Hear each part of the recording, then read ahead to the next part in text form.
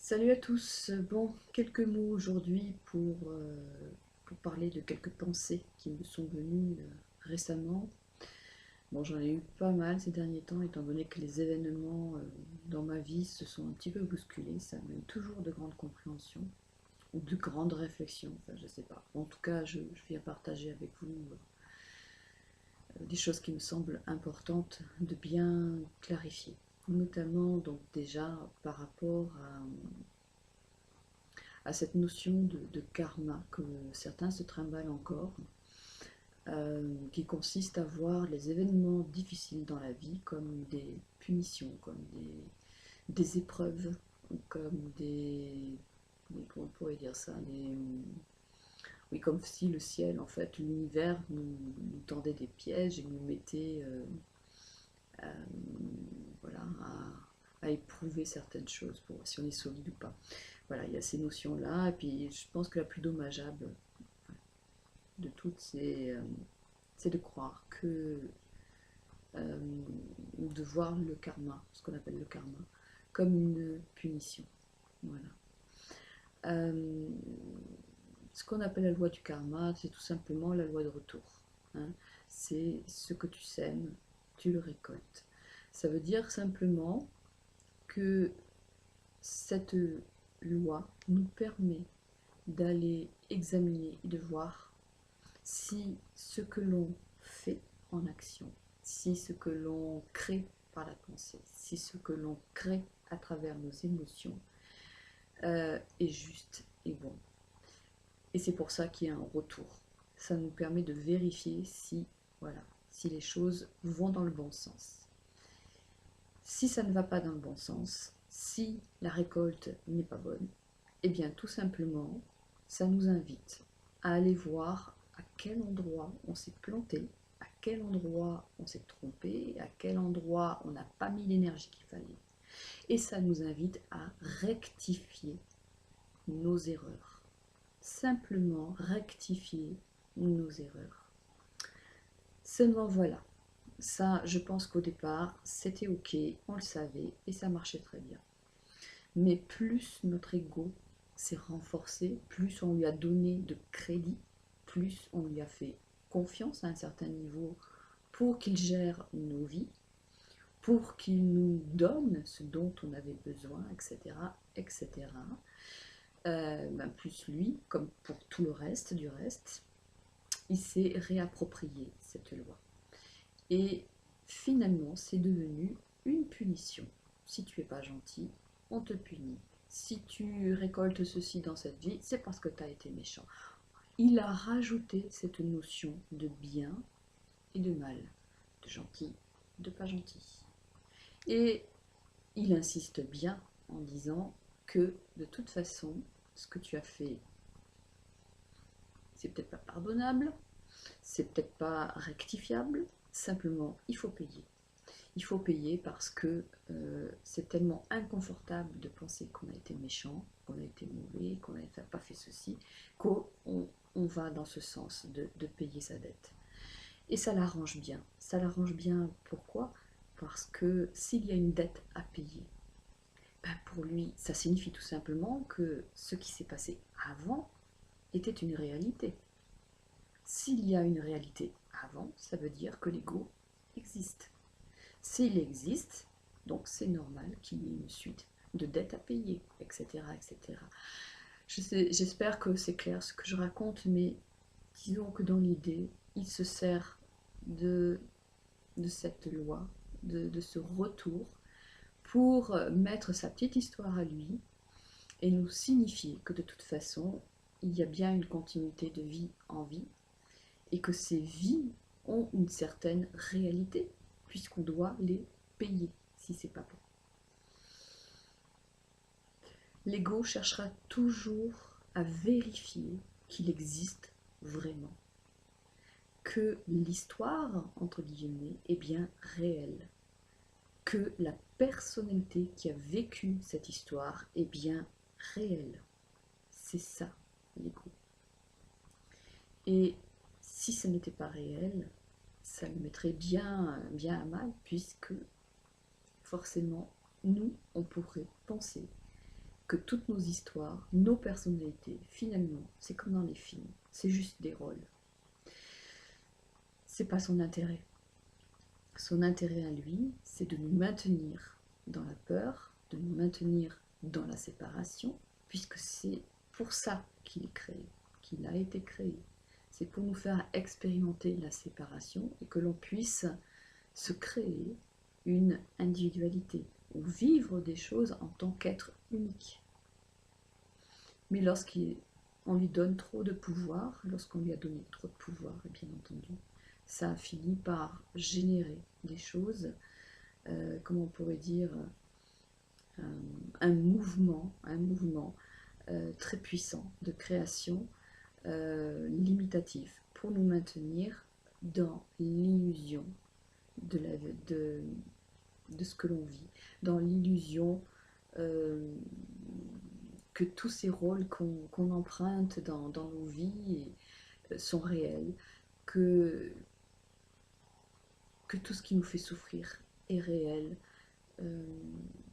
Voilà, ça maintient l'illusion en place. Et nous qui voulons aller vers l'unité, vers l'amour, eh bien, nous avons besoin de nous défaire petit à petit, progressivement, de l'emprise de cet ego pour regarder les choses vraiment telles qu'elles sont.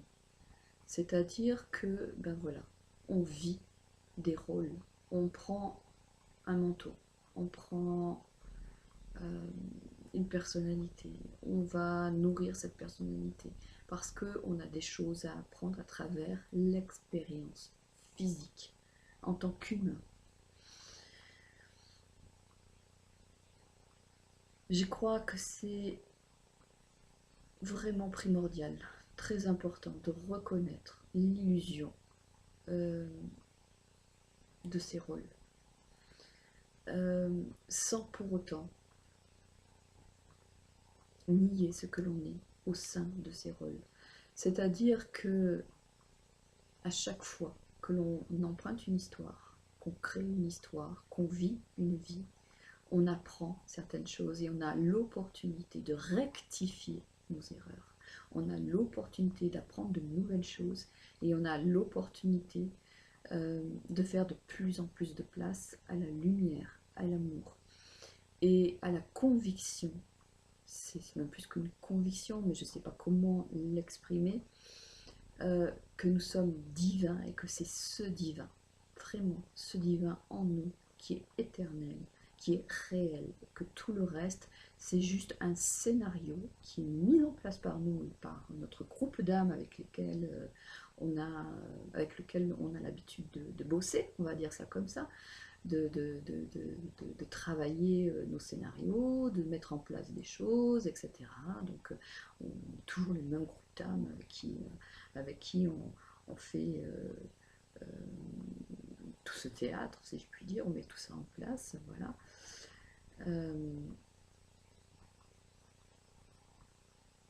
On a vraiment besoin de regarder que on est vraiment des êtres divins qui ont pris pour l'espace d'un temps une forme, un nom, une histoire pour apprendre et pour faire plus de place à la lumière et à l'amour. Et surtout pour revenir par choix à cet amour divin, c'est-à-dire à cette alors encore une fois, conviction, en tout cas cet état d'être où l'on est vraiment l'enfant de la source, où on est cette étincelle divine qui cherche à exprimer la lumière. Et en tant qu'être humain, nous sommes une sorte de maillon dans cette grande chaîne de la lumière qui peut permettre, en tout cas, à ce qui existe sur des plans plus élevés, de venir s'exprimer à travers nous, donc sur un plan physique.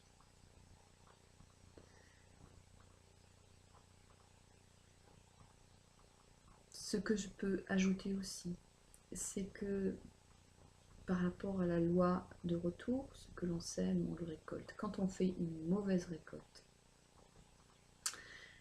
eh bien, je dirais que les mauvaises, entre guillemets, c'est pas vraiment des mauvaises, mais c'est parce que simplement on n'est pas capable dans l'instant de gérer ça autrement. Mais quand on s'ouvre à une autre réalité, on peut gérer les choses différemment. Donc dans une première perspective où on est encore endormi, on a un mauvais retour de ce que l'on a créé.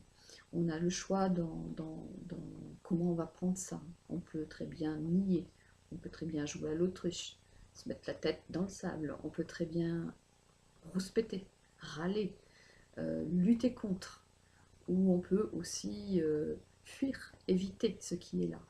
On a plein d'options, hein. Mais à savoir qu'on a beau aller au bout du monde, on retrouvera toujours le même retour, puisque c'est en nous et que ça se reflète à l'extérieur de nous. Donc forcément, on aura toujours le même retour. On peut aussi regarder ça en se disant, ok, je prends responsabilité, il y a quelque chose en moi qui a amené cet événement à se réaliser. Cet événement s'est réalisé, il est là, je ne peux pas le faire disparaître, je ne peux pas l'enlever. Il fait partie, maintenant que je l'ai créé, de ce monde. Et c'est ok, c'est très bien.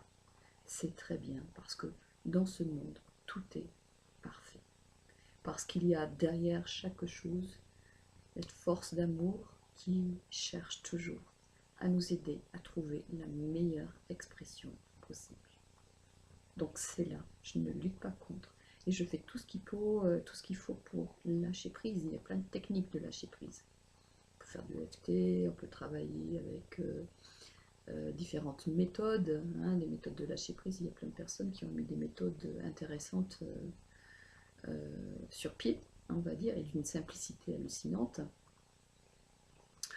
Bon, je n'ai pas le titre de ces méthodes sous la main, mais bon, je pense que ça peut se trouver. En tout cas, je ferai un article peut-être sur mon blog pour donner quelques tuyaux là-dessus. Voilà. Le tout, c'est de lâcher prise. Quand vous avez le lâcher prise, c'est-à-dire l'acceptation de ce qui est là, de ce qui est présent, lorsque vous ne résistez plus, lorsqu'il n'y a plus d'attachement non plus à la souffrance que ça procure, parce que ça aussi, c'est dedans. C'est dans le kit de l'ego. C'est à ce moment-là qu'on est en connexion avec le vrai en nous, en connexion avec la conscience supérieure en nous. Et c'est à ce moment-là qu'on peut avoir l'intuition de quelle action poser ou de quel état d'être à mettre en place pour pouvoir amener un changement. Ce changement, avant d'être extérieur, il va être intérieur. Il y a une compréhension, il y a un changement de perspective, il y a des choses à transformer là. Et on s'applique à transformer là, et on oublie ce qui est à l'extérieur. Et le plus souvent, ça se transforme à l'extérieur sans qu'on s'en rende compte. Mais l'important, c'est de bien cibler que c'est à l'intérieur que ça se passe, et non pas à l'extérieur. Je répète encore que si on veut faire un travail intérieur, si on veut faire un travail sur des mémoires ou je ne sais trop quoi pour libérer de l'espace en soi, parce qu'on n'aime pas ce qui est à l'extérieur et qu'on le rejette, on n'est pas dans la vérité. En réalité, c'est simplement l'ego qui voit quelque chose de désagréable qui ne lui plaît pas et il cherche un moyen d'éviter ce qui est désagréable. Donc, voilà.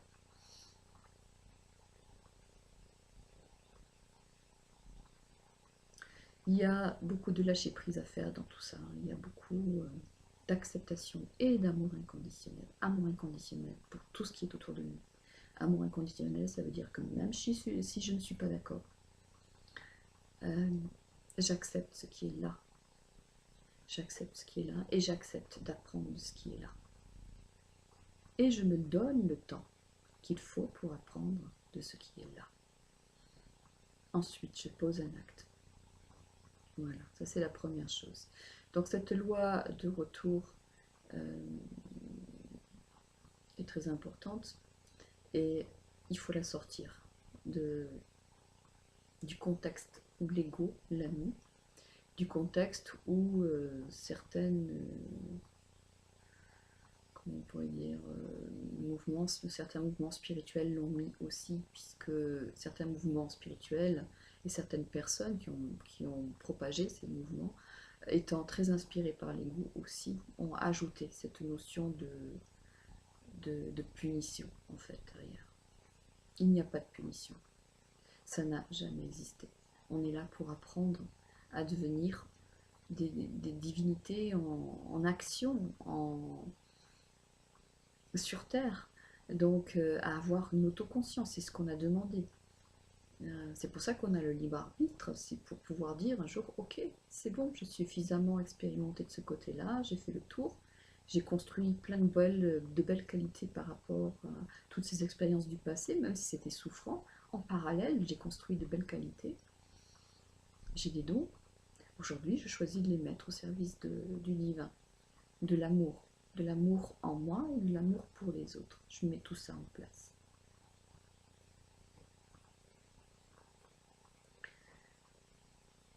Une autre chose très importante aussi. Nous cherchons tous l'unité, l'ascension, qui veut dire changer de vibration, s'élever. Est-ce que ça va faire de nous des êtres qui n'auront plus d'émotions, plus de pensées, qui seront totalement baignés dans l'amour divin,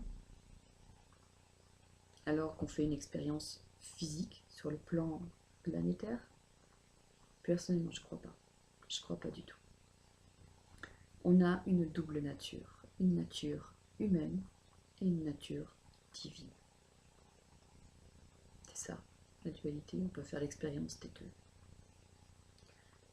On a le choix, à un moment donné, de se positionner dans le monde de l'ego, où je me positionne dans un monde qui vibre de façon plus élevée, plus aimant, plus aimante, plus juste. Et c'est un choix. C'est un choix qu'on est amené à faire. Et je dirais ce choix, c'est pratiquement tous les jours qu'il faut le faire. Tous les jours jusqu'à ce qu'on obtienne ou qu'on arrive à cette maîtrise, cette grande maîtrise qui nous permet d'être à la fois dans un monde physique avec une individualité et de rayonner dans ce monde physique comme si on était branché en permanence sur le divin, comme si notre nature divine était celle qui prenait le dessus sur tout le reste. C'est quelque chose qui se met en place en douceur, avec justesse, et c'est un choix, parce que rien ne peut se faire sans le choix. Vous avez le droit de choisir.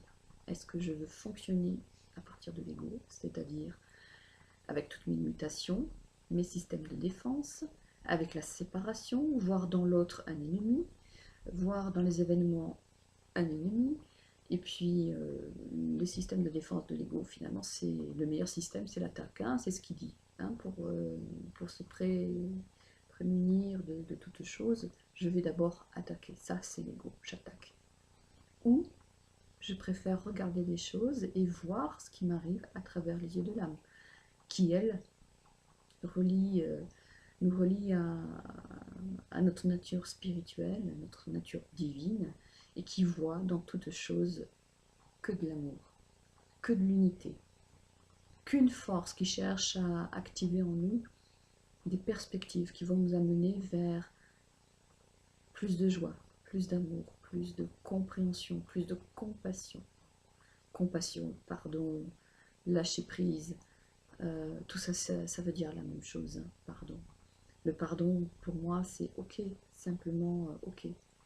J'accepte que tu fais du mieux que j'ai pu, que tu as fait du mieux que tu as pu, et j'ai fait du mieux que j'ai pu. J'accepte que ta réalité soit ta réalité. Ça ne m'empêche pas d'accueillir ma propre réalité. On a le choix, donc à nous de nous positionner. Mais pour pouvoir se positionner, il faut être clair. Il faut avoir fait un petit bout de chemin pour que ce soit plus facile, plus aisé et de plus en plus clair à l'intérieur de nous, jusqu'à ce que ce qui est mental, pensé, devienne vraiment quelque chose qui vit à l'intérieur de nous.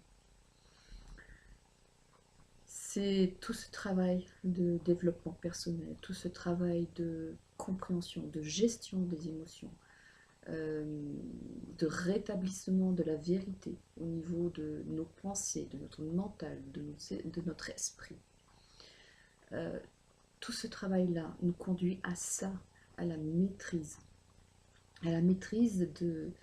euh, de vouloir nous positionner, de faire le choix, de se positionner à chaque fois dans un espace où on peut voir de très loin, ok, ce qui se passe au niveau de l'ego, mais choisir de regarder les choses à partir de la lumière, à partir de ce qui est beaucoup plus vaste et de tout cet espace qui unifie, qui nous met en paix. Et cet espace-là est très relié aussi à l'instant présent. À l'instant présent. J'en ai fait l'expérience là récemment, puisque j'ai perdu un être cher, et j'ai pu voir vraiment au sein de toute cette souffrance, de tous ces mouvements de culpabilité, de regret, ou au contraire, voilà, de tout cet espace-là, j'ai bien vu comment l'ego essayait de me faire repartir en arrière, et je n'étais pas en paix avec ce que je ressentais, ou des choses qui me revenaient. Et quand je faisais le choix de rester en position de témoin, et de regarder plutôt du côté de la lumière, c'est-à-dire que je me positionnais dans l'instant présent, il n'y avait plus de souffrance, il n'y avait plus de douleur, il y avait amour, acceptation et une grande joie, parce que en étant dans cet espace-là et en permettant à l'autre d'avoir été ce qu'il a été, et puis en me permettant à moi d'avoir été ce que j'ai été, c'était une grande liberté, une grande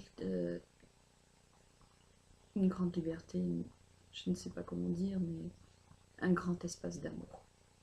Et dans cet espace, et vraiment, il n'y avait plus de douleur, ni de tristesse, ni de chagrin. Ça peut peut-être paraître choquant pour l'environnement, enfin les gens qui sont autour, j'en sais rien. Mais je pense que ça ne l'est pas quand on est vraiment positionné dans le cœur. Voilà. Et de toute façon, c'était une position juste.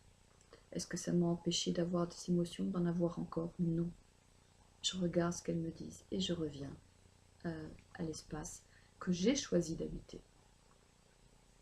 Un espace intermédiaire d'observateur, où là, je peux tourner mon regard vers la lumière et vers toute l'aide que je peux recevoir dans des moments difficiles, etc.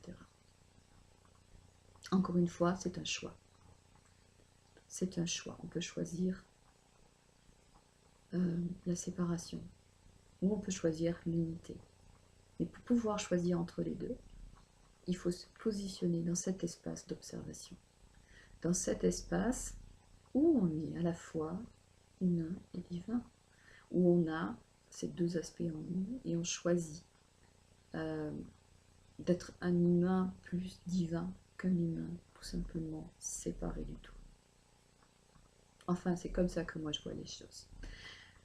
Bien entendu, c'est toujours ma vérité, ma façon de voir les événements, mais je pense que c'était important pour moi de le partager. Voilà.